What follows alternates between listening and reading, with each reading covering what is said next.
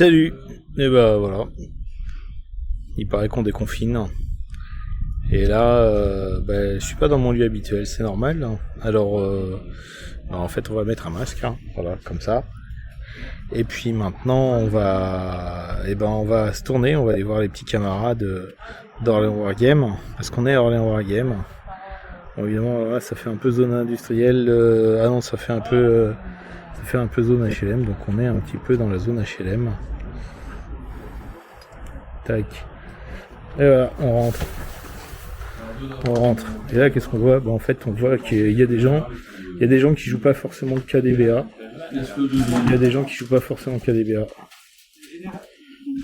D'ailleurs, hop là, on dirait bien qu'ils jouent à jeu mini, c'est du napoléonien. Bon, c'est forcément moins bien. Donc du coup, mais là, on va aller interviewer Bruno. On va se mettre dans une autre salle. Je vous dis à tout de suite. Eh ben, c'est parti. Et ben voilà, moi on sait comment je m'appelle, mais toi, explique-nous, c'est quoi ton petit nom ? Alors, je vais enlever un bref instant le masque. Monsieur enlève le masque, attention. On voit la sale bête. Voilà, salut. Sans masque. Une des plus vieilles bestioles sur le champ de bataille de DBA. J'ai appris à jouer en version 0 avec Phil Barker, de la règle. Et du coup, c'est quoi ton petit nom ? Bruno Masson. D'accord, c'est quoi ton pseudo ? Onurbe dans à peu près tous les forums, c'est-à-dire le prénom écrit à l'envers. Ça marche. Et tu joues sur Tabletop, t'es inscrit sur Tabletop Tournament pour ton classement ? Je suis inscrit sur Tabletop Tournament, je sais pas si c'est très bien enregistré, ou ça me sert pour plusieurs types de tournois différents. Ça marche. Du coup, quand tu joues à DBA, tu joues avec qui ? Alors, je joue avec les gens de la Horde d'Or. Vous avez certainement entendu parler d'une certaine grande brute appelée Patrick Rosier. Ça arrive de le croiser pour certains. Mais il n'est pas encore passé à la caméra, alors on va dire que pour l'instant on le connaît pas. Pour l'instant on le connaît pas. Je joue avec des gens de Rueil. Et je joue en tournoi lorsque je fais une descente sur Orléans. Alors maintenant, ce ne sera plus une descente sur Orléans, puisque je suis devenu orléanais pendant cet hiver, et où j'ai donc quitté la région parisienne pour m'établir à Olivet, c'est-à-dire à quelques kilomètres d'ici. T'es en train de dire que t'es un transfuge de la Horde d'Or vers Orléans Wargame, c'est ça ? Je suis pas vraiment un transfuge parce que je continue scrupuleusement à soutenir les associations qui font du Wargame, donc à payer ma cotisation dans tous ces trucs-là. Ça marche. Alors du coup, tu nous parlais de tes débuts à DBA. Comment t'as fait connaissance avec la règle ? Ou comment t'en as entendu parler au début ? Alors au début, on était 4. On était jeunes. C'était 1975. Et on commençait à s'occuper de figurines un peu plus grosses que celle-là. Et on a fait la connaissance d'un grand British qui s'appelle Phil Barker, qui écrivait la règle, lequel a sorti DBA version 0, et même moins que 0, en démonstration pour avoir une introduction au jeu d'histoire. Et c'est donc Monsieur Phil Barker qui m'a fait le grand honneur de m'apprendre à jouer avec ce truc-là lors d'une convention en Angleterre. Bon, ok. Alors, derrière la caméra, vous ne voyez pas, mais on se sent tout petit, là. Chut, dites rien. Bon, ça marche. Du coup, DBA, tu joues avec du 15, avec du 28, tu joues avec quoi ? J'y joue majoritairement avec du 15 parce que j'ai une grande collection de 15, occasionnellement avec du 28 pour faire plaisir à ceux qui aiment jouer avec du 28. Mais j'ai pas l'intention de développer sur le 28. Le 15 tient plus facilement dans mes vitrines et dans mes armoires. Il y en a beaucoup. Ça marche. Et du coup, puisque t'en as beaucoup, t'as peut-être une marque préférée là sur le 15 mm ? J'ai pas vraiment de marque préférée. Je savais peindre quand j'étais jeune, que j'avais les doigts habiles et l'œil vif. Maintenant, je peins plus très bien, donc j'ai plutôt tendance à payer les gens qui peignent et à négocier avec eux en fonction de ce qu'ils ont envie de peindre. Bon, bah voilà, ça c'est dit. Du coup, on va passer maintenant à... Ah, mais c'est que tu nous as préparé un petit quelque chose sur la table. Regardez bien. Mais oui, on dirait bien qu'il y a, mais comme une armée. Alors, elle s'appelle comment celle-ci ? Alors, j'ai la manie de jouer des armées un peu hors du jeu. Donc, il fait partie de ces nombreuses peuplades que vous connaissez sous le nom d'arabo-araméen, c'est-à-dire personne ne sait de quoi il s'agit. Mais si je vous parle de la cité de Petra, ça vous parle déjà beaucoup plus. Un petit peu. Elle n'était pas la seule, il y en avait plusieurs dans le Moyen-Orient avec diverses particularités. Et ma manie à moi est de chasser l'éléphant. On trouve beaucoup d'éléphants dans les armées de DBA. Ah, parce que du coup, là, on commençait à avoir des sueurs du style, il y avait beaucoup d'éléphants autour de Petra. Non, en fait, c'est dans les armées DBA, il y a beaucoup d'éléphants. Ouais. Vous allez voir, si on continue un petit peu, il va peut-être faire référence à une partie, mais ne le croyez pas. C'est pas vrai, j'ai jamais joué face à lui avec des éléphants. Vas-y, continue. En gros, l'éléphant, il est très bien, il est très costaud, un peu lourd à manipuler. Donc si vous achetez un bon fusil à éléphant avec une bonne lunette...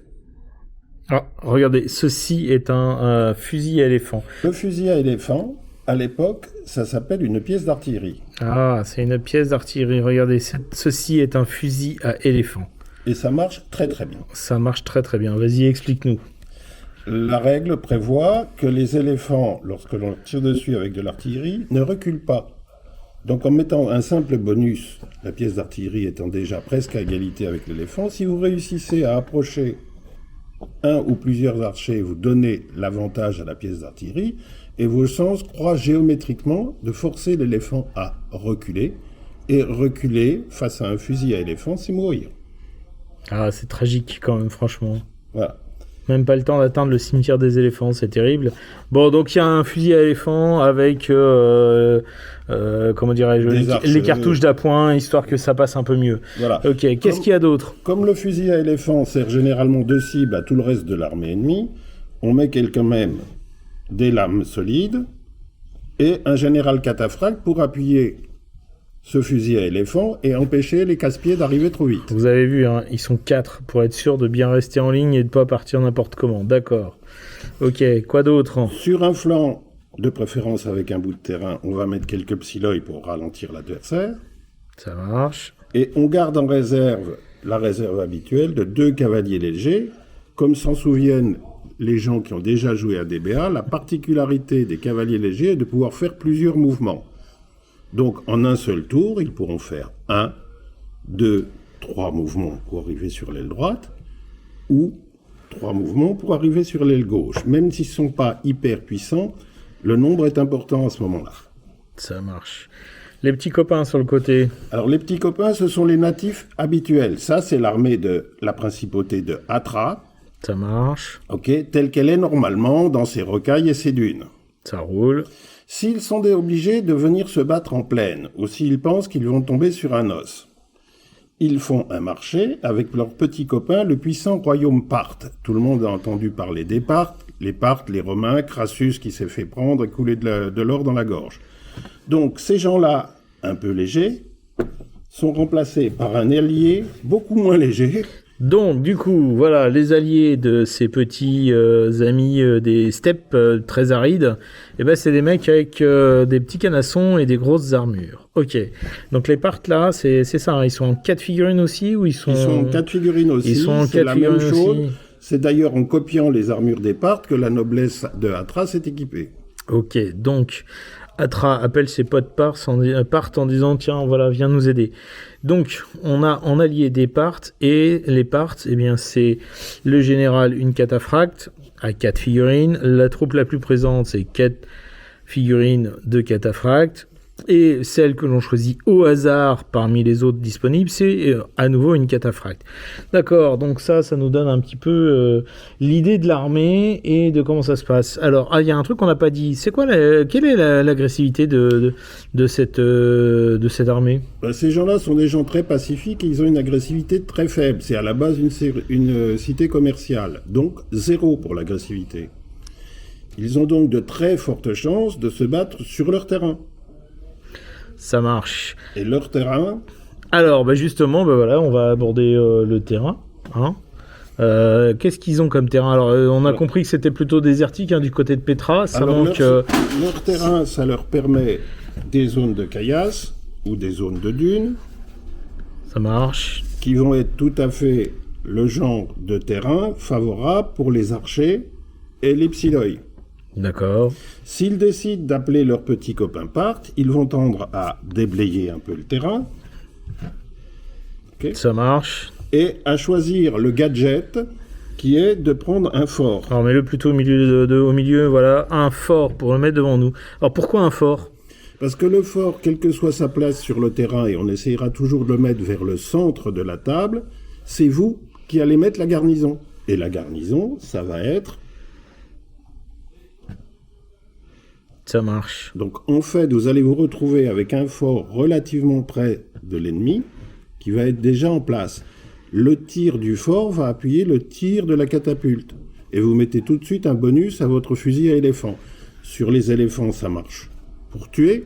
Sur les troupes normales, ça marche pour désorganiser la ligne et forcer à une consommation plus grande de pipes et de points de dés. Voilà, encore un joueur pervers. On vous l'avait dit, on les aime bien ceux-là. Un vieux pervers.